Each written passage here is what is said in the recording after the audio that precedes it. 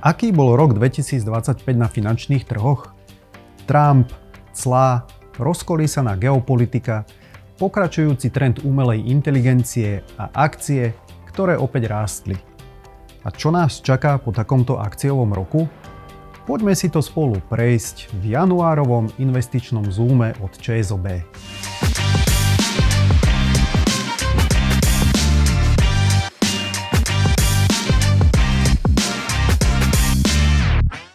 Vítajte pri januárovom investičnom zoome a prajem vám úspešný a pokojný rok 2026. Rok 2025 bol dynamický a plný nečakaných zvratov, ale akcie na tom aj tak slušne zarobili. Opäť im pomohla mánia okolo umelej inteligencie, silná americká ekonomika, rast firemných ziskov a uvoľňovanie menovej politiky centrálnymi bankami.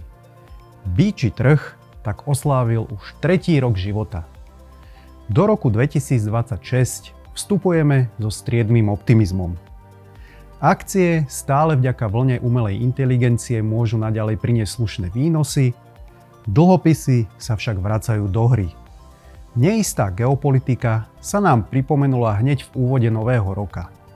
Donald Trump spustil intervenciu vo Venezuele a dokonca si nárokuje Grónsko a hrozí novými clami. Akciové trhy rástli 3. rok po sebe, čo nie je úplne obvyklé.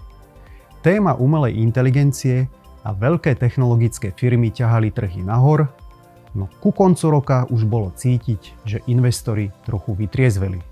Objavili sa otázky. Ako dlho sa budú dať udržať gigantické investície do dátových centier? Kedy sa tieto obrovské náklady investorom vrátia? A nie sú už big tech akcie jednoducho príliš drahé? Koniec roka 2025 naznačil návrat záujmu o akcie firiem s udržateľným rastom, ktoré doteraz stáli v tieni technologickej mánie.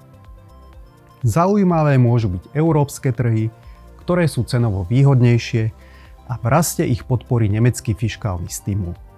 Japonsko, ktoré chce reformami oživiť nová premiérka a rozvíjajúce sa trhy vďaka slabšiemu doláru a solídnemu globálnemu rastu.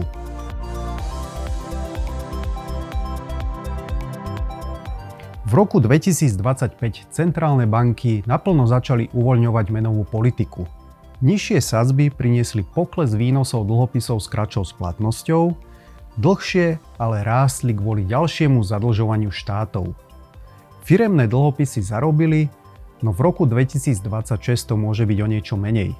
Náš scenár pre rok 2026 predpokladá, že inflácia by mala naďalej klesať, v eurozóne by mala Európska centrálna banka držať stabilné sadzby, v Spojených štátoch amerických môže pokračovať ich pokles.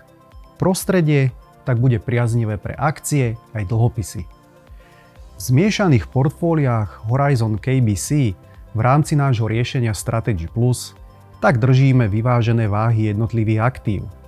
Pri akciách sme mierne optimistickí. Americké sa aktuálne javia ako drahé. Preto sme dokúpili akcie z rozvíjajúcich sa trhov.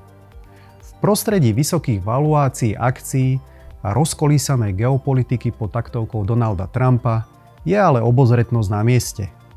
Nesmieme zabúdať na možnú kolísavosť trhov, ktorá je ale ich prirodzenou súčasťou a výkyvy môžu prísť nečakane.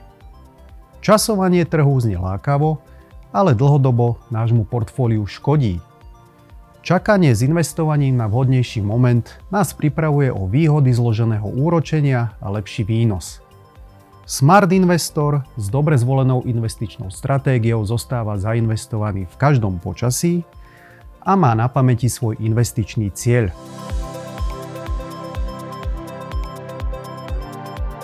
Kolísavosť trhov je späť a to hrá do kariet pravidelným investíciám. Keď trhy klesnú, nakupujeme lacnejšie a priemerujeme si cenu podielov nadol. Ak si teraz zriadite nové pravidelné investovanie do ktoréhokoľvek fondu z online ponuky ČSOB, máte príležitosť získať ako podporu investičný bonus 50 €.